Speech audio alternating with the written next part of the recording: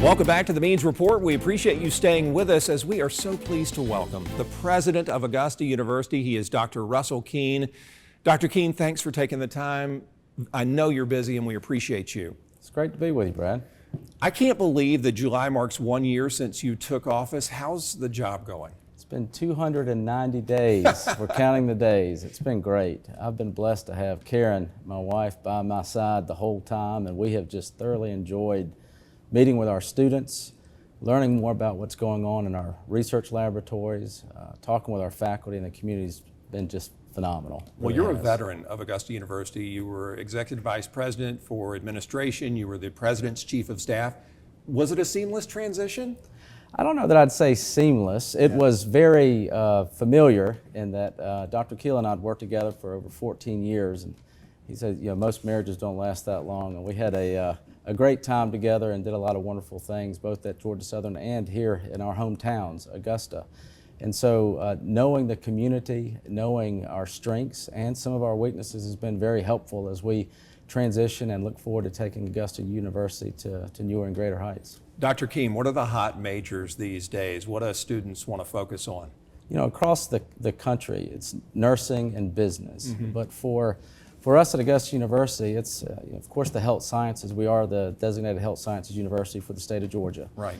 But we're continuing to really up our game when it relates to cybersecurity and data science. So we just started a bachelor's in data science, which is going to be great for all kinds of things IT, but it's also going to be great for health informatics and those type things. So that's been really huge for us. And we just had a PhD approved at the Board of Regents for national security and defense, and so it's been really great.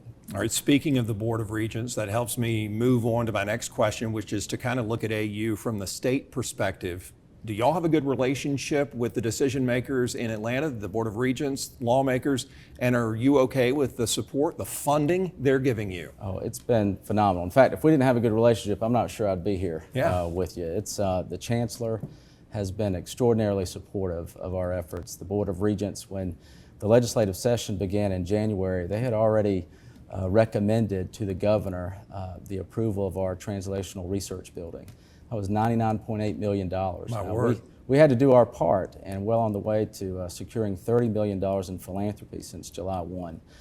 But we were able to do that, and so the support from the Chancellor and the Board, in addition to the support from the Governor, the Lieutenant Governor, and Speaker Burns, has been phenomenal. So we got that $99.8 million in the budget. It's not bonds, it was cash, and so we are full speed ahead and working to plan for a brand new 150,000 square foot research building. That is tremendous.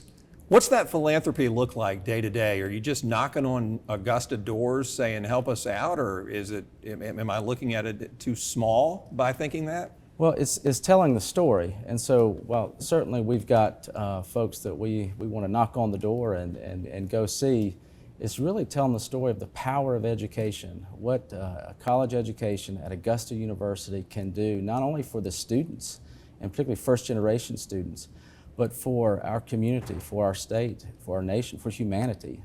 What we're doing in the classroom and the laboratory is life-changing, and it's life-saving. And so when we talk about research, it's not the research that is going to sit on a shelf somewhere that was published in a journal. This is research that could literally save your life or expand your life or your family members, or perhaps maybe even your great-great-great-grandchildren whom you'll never meet. The research that's taking place at Augusta University is life-changing. And so for us, yes, we're raising money for the institution, but we're raising money for a higher calling, and that is to improve our lives. What do today's students look like? My sons, when the pandemic hit, became complete online students. Are we still seeing a lot of that at AU? You know, there's probably about 19% of our students who take all of their classes fully online. You got about 38% of our students who have some courses online, some courses face-to-face. But for the most part, out of the 11,584 students that we have, we like to offer that face-to-face instruction. We find that is the most engaging. We're creating that campus atmosphere and that culture, and so we're continuing to find ways to meet students where they are. So if we're talking about our undergraduate students, certainly we want that face-to-face and having them on campus. But if we're talking about folks who are like me, who had an undergraduate program, starting a family, and wanted to pursue a master's degree, I had to go fully online for that. And so we're going to offer those programs too.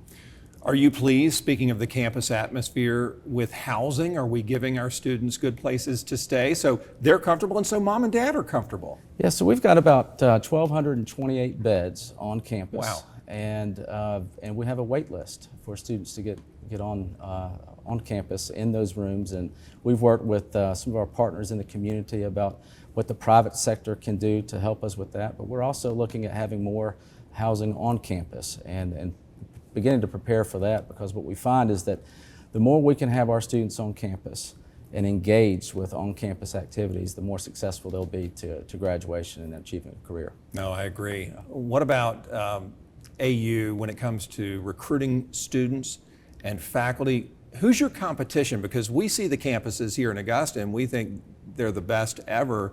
There is no competition, but who are you going up against when you're trying to get folks to come here?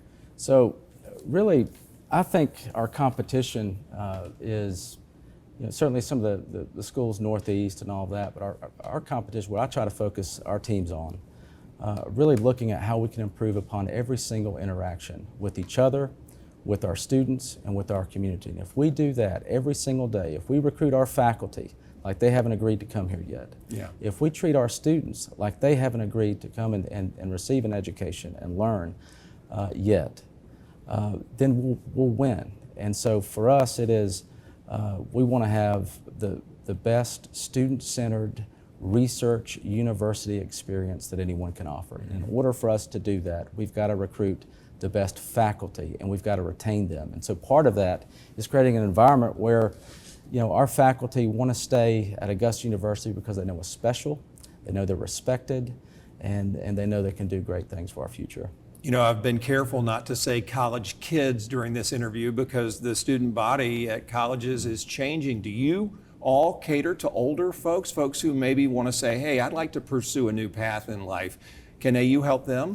Oh, absolutely. I think, I'm a prime example of a student who didn't just go straight from bachelor's to doctorate. I was like Shawshank Redemption, just a little bit at a time, and I think being able to adjust to the industry needs, our economy, looking at upskilling, reskilling, and completely different career pathways, the world's changing rapidly, and so the skills that we learn today, at least 40% of them in some circles say that they'll be obsolete in 6 years. And so you've got to keep that. What we're looking for is a lifetime connection, lifelong learning. So that means whether you're an undergraduate, that you get what you need to go ahead and get started. But if you graduate as an undergraduate, that you have a tie back to Augusta University so that you can continue your education and lifelong learning through certificate programs or through other degree programs. Probably time for two more questions. Sure. The first one has to do with employment. That's the biggest fear when you finally earn that diploma is, can I monetize this? Do you all have a good relationship with employers to help place people in a job? We do.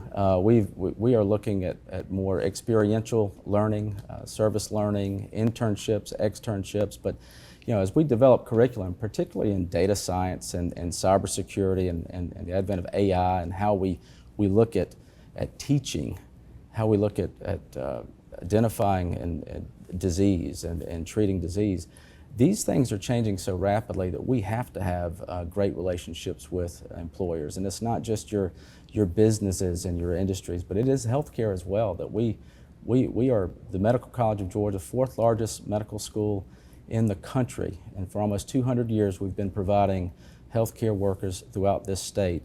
And it's been on, in many cases, the backs of volunteer faculty all over the state. And they'll tell you when they're talking with you, why do you do this? Why do you volunteer your time for this?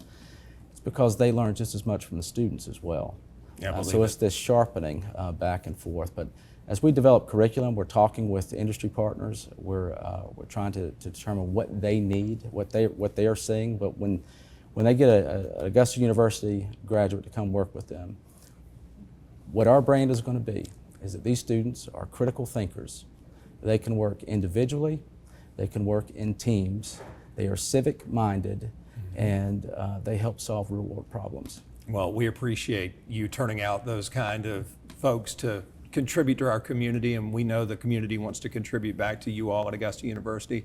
Dr. Russell Keene, thank you for your time, and congratulations on almost your first year. Thank you very much. Appreciate you having me. Absolutely, always welcome here on the Means Report. When we come back, how you can help us get more great guests like Dr. Russell Keene in a moment.